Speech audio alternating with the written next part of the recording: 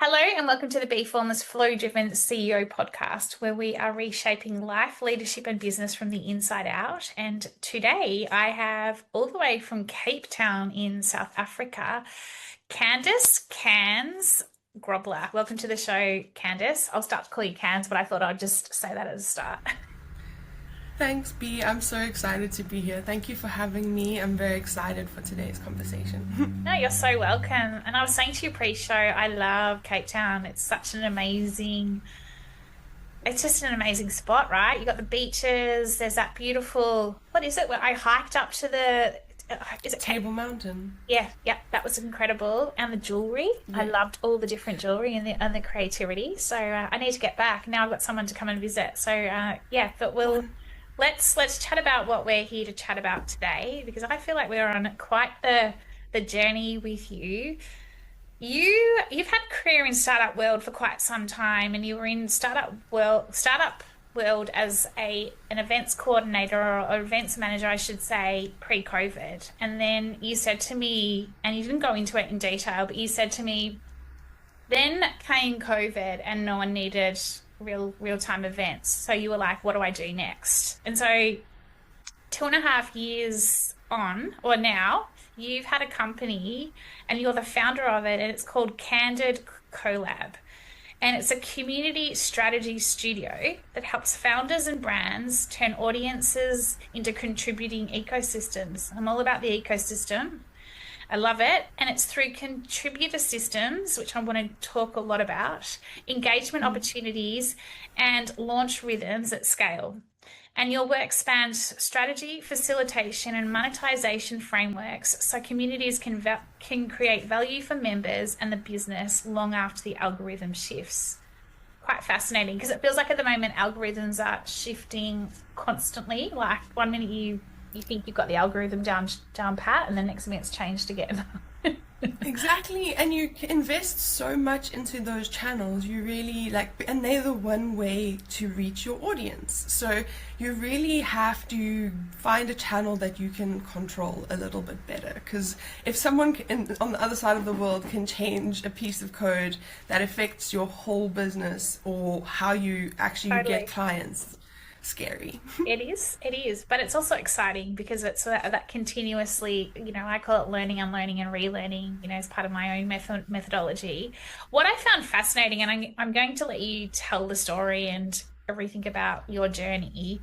When I asked you about what's one unique insight or lived experience when it comes to life, leadership, and or business, you literally did tell me a story. So I'm just going to give the first couple of sentences, and I'm going to hand it over to you to pick your own adventure, Cans, in terms of where you want to start and where you want to go. But you said a few weeks ago, a local Kazi founder, Vusi, laughed kindly at me at an event. I'd been talking about building community, strategies, engagement tactics, member journeys, and she stopped me mid-sentence. Cans, we don't need to build community here. We already have it. It's the business part that we need to learn. You said that moment rewired how I think about the community-led business. Over to you. Thank you so much. Yeah, Vusi, that conversation with Vusi was really, it stopped me right in my tracks, because I, for 10 years plus, have been building community online, and she just basically told me, no, we've got that sorted here in South Africa. It's almost like part of the everyday community is there. What is harder is to figure out what is going to make my business work? What is a sustainable revenue model? How do I find clients? Those sorts of things. Actually building the business that works to make the best use of your ecosystem and the best use of your community. That is where we need to do a lot of work here in South Africa, which I thought was quite interesting because of this. I don't know if you know the word Ubuntu. Ubuntu, no, but hang on, Cams. I'm just going to have to grab a little munchkin, and he's the chief editor. He's been eating all this stuff, and I'm going to have to grab him. Oh, Shame. and he's going to have to come and visit everyone on the show today because he's being a cheeky monkey. So keep going, but I just need to get him just to. Behave a little. He can learn. He Okay, can that's listen fine. to the story. He can listen to the story as well. He wants to know about Ubuntu, Yes, which tell us a little bit about it. essentially, it's a African, I think it's a Zulu word that means I am because you are. Oh, And essentially, that is core to like South African culture. It's very much, I don't do things because it benefits me, it benefits the wider community around me. Personally, I find it a very nice ethical way to lead my business.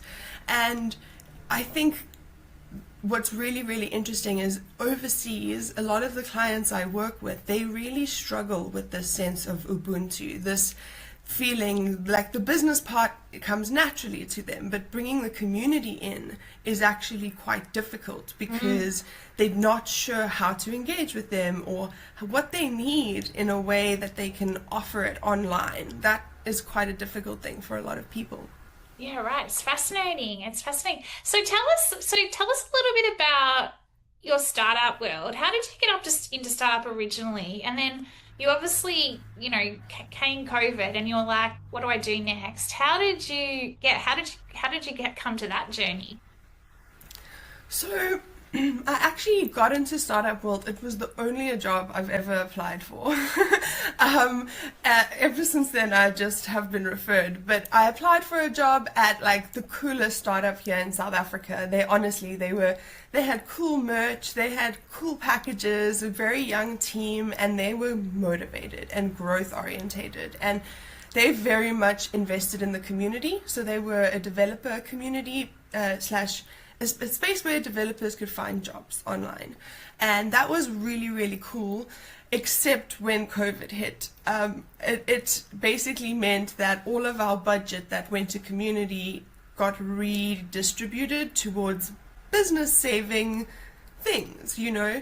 It was quite difficult for me because I was a community builder, even though I didn't know it yet. You know, I was in events and I always advocated very strongly for the community, which is one of the reasons why I was let go because they didn't want to invest in community anymore. And I mean, that was quite a few years ago now, pandemic 2021, but it really rocked me because it made me feel like my skills were not useful. Even going into this pandemic, it made me feel completely useless and like no one would need me because this whole industry that I've been trained to work in no longer even exists, and there's going to be this new normal. And lucky for me, I'm very tech savvy. Like I joke with my friends, if you can find a tool that I can't learn in 20 minutes, I'll buy you dinner. And I've only ever had to buy I dinner love that. twice.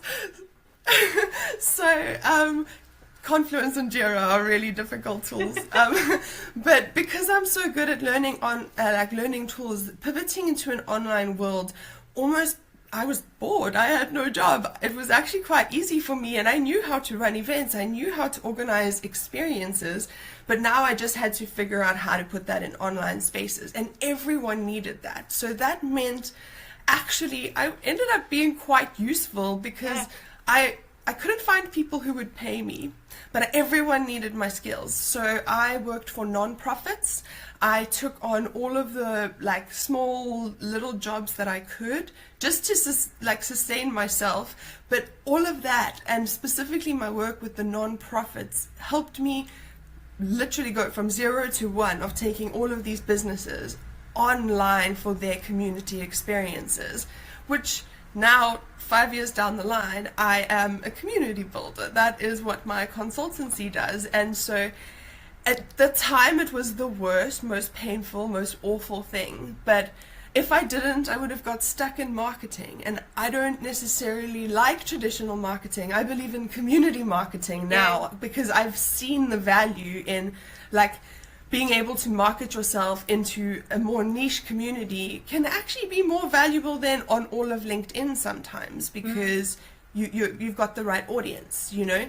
So it was quite an interesting time and a scary time, but I'm grateful that I took it as an opportunity rather than getting defeated by it because Yeah. it was a tough time. Because it's pretty hard when you're made redundant and then you are like and you're thinking to yourself, they don't require my skills, so who am I? What am I? I know I'm really good at what I do, but you do lose your confidence and like I want to tap into that a little bit in terms of, and then what you just said in terms of you could have just like been a defeatist or a victim, if you like, but instead you were like, no, I'm going to work out how I take the lessons from the world I was in and then set up this community in terms of helping startups, helping businesses build community, because you've almost gone from offline to online, but now we've got the dance between both in terms of, do you know what I mean? Like, so what, like in terms of what was it? Was there something that innate in you that was just like, because you have your moments when you go through that sort of situation where you're just like, ugh, like you have your down days. What was it that got you up and going again? Was it something that someone said, or was it something in you that was just like, there's got to be a way to I guess use my skills but actually develop them even further? I think the context of COVID was very important, right? So I actually didn't I didn't know it, but going into COVID would be the end of what was my 9-year relationship. I was basically locked in a house with someone who was very abusive, Sorry to hear that. emotionally, and very much made me feel like I would be nothing without him. I wasn't capable of providing for myself. I would be on the streets. Like, those are things he literally made me believe. And so getting retrenched or, being made redundant at that like was almost the world echoing what he was saying to me. Yeah. And I really was like, now I'm stuck in this house with this person who's telling me this, and my job has just agreed with him. And I don't know why, but I had the seed in me, and I was like, I'm going to prove all of them wrong. I am going to prove that I don't need anybody, that I am capable, that I can build something for myself. And despite being whatever mental health issues I have, despite maybe now I know I have ADHD and autism, which I didn't know at the time, despite all of what I was dealing with, I was going to prove that I was not what they said and that they did not determine my future. And it took me a while, but I worked my way out. By the time the lockdown ended, I managed to get out of that relationship, and I had nothing. I lost 95% of my friends because they all thought I was crazy. He convinced them that I was crazy because that discredited me from saying he was abusive. He was so clever about it, and it was just what really stuck with me was this fire that I'm going to do better, that I'm going to make something of myself and build it from nothing.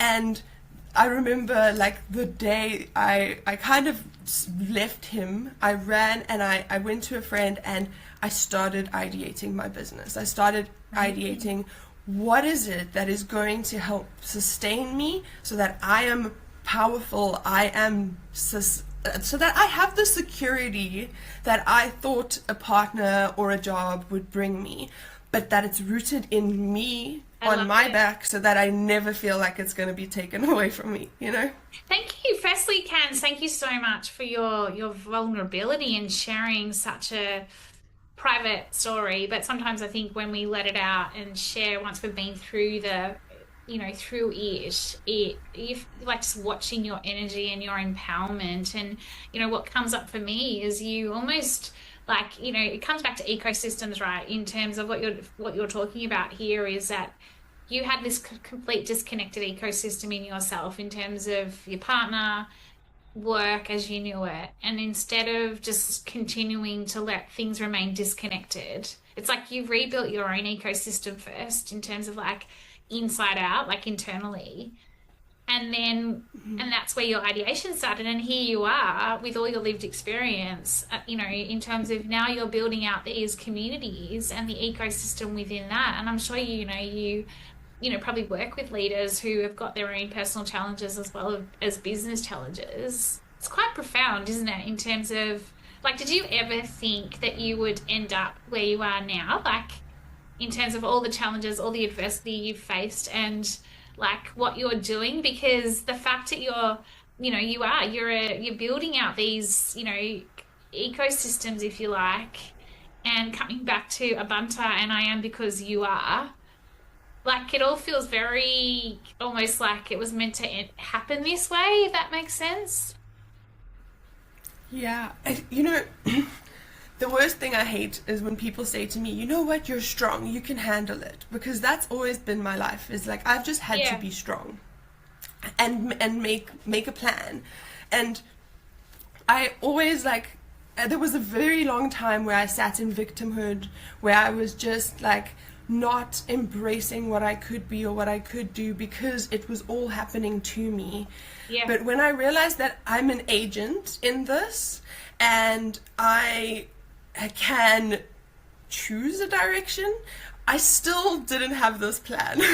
I don't think I still would have had this plan for myself because I genuinely believe in serendipity. Like Same. things coming up at the right time, at the right moment when you're ready for them, you Yeah. know? And I look back now and I realize like I'm very good at building community, at seeing the needs of people because those are places I had to be strong Yeah. back in my life. And it's really lovely to know now that all that I do is reinforced by my experience because that makes me so confident when I'm speaking about what I do. Like I don't pretend to know everything about community building. I'm still learning every day, very much so. But I do pretend, like I do promise that I'll make a plan and that I'll help you get to the end goal and we'll figure out the best way over many iterations to I love get there, it. And you it's know? and it's a constant evolution, right? Like the fact that you are openly admitting, you don't know everything. Who does? Like in terms of like, you know what I mean? And the fact that you had to rebuild your own community and now you're building community with businesses, etc. Tell us a little bit about that because, like from a community marketing perspective, it does feel like that is like the new world of, Mark, advertising. He's calmed down now, so that's good. He's the chief energy officer. So I've just like slowed down his nervous system, even though he sometimes Nice. slows mine down. But like in terms of like from a community marketing perspective and what you're doing with businesses, tell us a little bit about that in terms of what are you seeing? Like you talk about monetization, you talk about this, contributor system. Is that like a referral system? Like what is like tell us a little bit more around what it looks like in terms of, yeah, founder-led brands and turning their audiences into contributing ecosystems. So, I don't know if you know the HubSpot flywheel. Essentially, it's a growth flywheel. I very much believe that a community can be your whole business. It can fulfill the entire flywheel of your business. You know, it can engage new leads. It can onboard existing or convert existing leads into clients, and then it can delight them into advocates, essentially. So I believe that that is how you build a solid growth engine. But the important thing is most people that I meet, they invest very heavily in one part. They'll invest very heavily in acquisition. So they'll be really good at getting new leads, okay at converting them, and then have no idea why they don't retain. And so what I help people do is I help them figure out where in your flywheel is it leaking? You know, where are you getting stuck? And normally it's in the delight phase. Most people need a delight community, but you can build a community or community activities for different audiences through in your entire ecosystem, essentially. So what I try to do is help people figure out where in their ecosystem are they not engaging their audience at the with the right thing at the right time. A lead getting something to convert them, a new member getting something to onboard them, you know. And then wherever those leaks are, I help them build a system. So normally that will be a contributor system, specifically if you are trying to retain and delight people. So a contributor system is basically how do you turn your audience into people who write for you, into people who become your speakers. So how do you turn your champions or your top people into audience members that kind of work for you or volunteer for you in return for whatever. Maybe it's a membership, maybe it's, they get something back. Sometimes it's just visibility. They want to become better coaches, and working with you helps them do that. And you share their content. So it's basically figuring out, like, I believe for a community, it can be your main growth engine. Yeah. But you need to figure out what is that community trying to do, and are you building habits in your members that make them come back? So those are the systems I help build to answer those questions. Yeah, it's very cool. It's very cool because it's like, do you feel like community is like is that the future? Is that the future? Like, you call it community marketing. Is it the future of businesses, successful businesses, in terms of having the community versus, like, if we think about the old world of just hardcore sales, like push, push, push. This is more of a, I hate using the word push, but it's like a push pull kind of like model, if you like, where you I guess there's the levers, but it's like you say, it's that delight, but it's also getting them to come back to the community. There's got to be something in it for them as well. Like, is that what, like, you're seeing? What have you noticed since, I guess in the past however long, in terms of what are you seeing as the big things coming up, even in this year? So I think with AI becoming more and more prevalent, especially on social media, where people are struggling to even tell the difference between what's real and what's not. Yeah. Information is becoming very cheap. You can go, like, it used to be cheap when you could go Google the answer. Now you can not even Google the answer, but you can get your AI agent to build the system for you if you've got a well enough setup, So people don't need information. What they do need is transformation.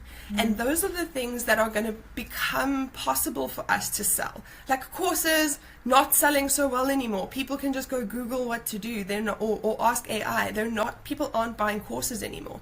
But what they want is they want access, and they want transformation. So access to people who've already done the thing that they're trying to do. So that's where community comes in. And that's where, like, an expert, having a community really works well. The second is transformation, is they're not going to buy information anymore. People are not going to pay lots of money for a PDF because you can go ask AI to make it for you. So what you're going to do is they're going to buy, literally they want to buy an end goal. What is it that you're selling? And that works really well in a community if you're running a cohort, if you're running, but you ask, like, what is a community? Very much, one of my colleagues says, you have an audience when you are speaking, but when they start speaking back, that's when you start to have a community. Yes, and two-way. So, exactly, it has to be two-way, and not just the worst kind of thing that you can do is build a community based on your persona or yourself, because then there's only a finite amount of you. So if you, for example, had the B community and people joined just for your access to your information, that would mean you have to be online 24/7 and, like, helping everyone across the line, because they don't want information, they want you, they want your time. So you have to be really smart to make a sustainable community and build it around the right transformation. So that people buy into the end goal, not into you as an individual, if that makes sense. Yeah, no, it totally does. I know. That's why I purposely called it the Formless Hives Collective, because it's like, if you think about bees, it's like there's all these hives. Like, that's where my community, if you like, is going, because I can't be you can't be the cog in the wheel at all. And it takes me to it's going to be taking me to my next question with you, because, as a startup, and we were just saying pre-show, you're 2.5 years in, we're about the same time, actually. I'm 3 years at the end of June, start of July. And you are doing everything, right? But for you've got, well, you may not, like, you have people and support, but as you're growing or scaling in startup, you're kind of watching all your, finances, and, you're almost like a one person band doing everything. And we've obviously got AI for efficiencies and support of people, but you're building your own business and you're building your own community, if you like. And I love the way you term it as a studio, but then you're also building other businesses as well from a community. Do you ever get community out? Like that's not even a word, but like how do you That's juggle the such a different good point. ecosystems? Like, you know? It's a very, very good question because I've had to have very strict rules for myself because I am in so many communities. I get invited, like today I got invited to two communities to just please try out my onboarding and see if it works, you know. So I just literally I have so many recordings like that. I do get communitied out and it's very important for me to try because I've got limited energy. I think everybody does, but I can be very social, but with my autism, I get very drained very quickly, and I really need time to recover. And so I have a rule where I can't remember where I read this, but they say you should spend 40% of your time with people you can learn from above you, like Yeah. who are above your level. Then it's about, I think it was, oh sorry, it was 30%, and then 30% with people who are on your level, 20% with people who are on your level, and then 50% with people you can teach. So what I like to do is I have one community that I'm in for education. So this is community that I'm learning in. Yeah. And that is, I participate purely for educational reasons and networking too. I do network in that one too. Then I have another community where is my peers. This is where it's a Yeah. community, it's called Led by Community, yes, and it's a community for community builders, and it's people on my level who I can share ideas with and brainstorm with and make things back and forth. So that's a community also where I actively engage and volunteer. And then I have 50% of my time is of my community allocated time is in my community that I run or in communities that I'm paid to run. Yeah. So I try very hard to give in those communities. Those are quite draining because I give a lot. So I'm mainly a contributor. For example, I'm a circle partner, I'm a Notion ambassador. So there's certain things I do. So I'm a contributor in those spaces, and I stay there to keep up my brand. It's almost like a marketing exercise Yeah, in some right. of them as well, because I get clients from there. So I would say 50% of my time in my community / community is where I can find my ideal client. And then I have a rule where I don't, like, for managing my clients, I don't take on any more than 3 at a time, and one main community that I'm actively Yeah. This managing is for a someone lot. else. Yeah. It's a lot, but that's like the sweet spot for me. What I can manage at this point. I love that you've got your boundaries though, like your boundaries in terms of, you know, ensuring you're protecting yourself, protecting your own energy and your own space and your own capacity. Because it's nothing worse than when you overload yourself and you're just like, rah, like, you know, just in that crazy mode. And or clearly with, you know, like ADHD and autism, like, you know, looking after yourself and completely protecting you is really important. You know, it's important in general, like for all of us, you know, especially I mean I've had burnout and I know how important it is to protect myself and my energy levels as well. Question It for very oh, sorry, much. you go. No, I was just going to say it's been a work in progress, setting boundaries, learning to set boundaries, and practicing a lot. But it's like my number one priority now is making sure I am healthy. If I'm not fit, nothing else can work. No, and it's so important, isn't it? Especially in like in the world we're in right now, and just like it's just I feel even this year feels faster and faster and faster, and you know it's that ability just to slow it all down, and you know when our own ecosystems get disconnected, how do we connect it back together or interconnect it back together? Because I mean, and that's I guess that leads me to my last two questions for you. Like, what are you seeing as the biggest? Like, what does success look like when it comes to a community in terms of not thinking about communities of the past, but communities of the future and how you set it up? Like, what does success look like to, like, what would you say to somebody if they were, like, for me, for example, Formless, Formless Hives Collective, you know, it's getting off the ground in big time this year. Like, what are the top three things you say to people that are, you know, starting or building a community? Yeah. I think you need to have a solid brand strategy. this is something a lot of people don't understand, but your community is a product of your brand. It is a product in itself. It should have its very own brand strategy. It should be aligned with your business strategy. And if those values stay the same, you're going to attract the right members. Okay?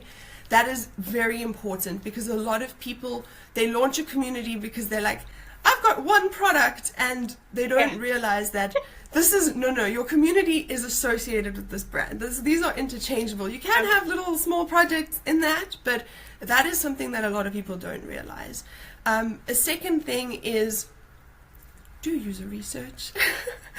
Do user research. I think a lot of people are so scared to build with their community and to build in public. I've done a lot of work in like trying to be more vulnerable and open with my community. And even last Friday in one of our calls, I just got completely like, I was like, can I get a bit of feedback? And I asked, and I got way too much feedback, but I was grateful because it helped me decide and learn where my community is at.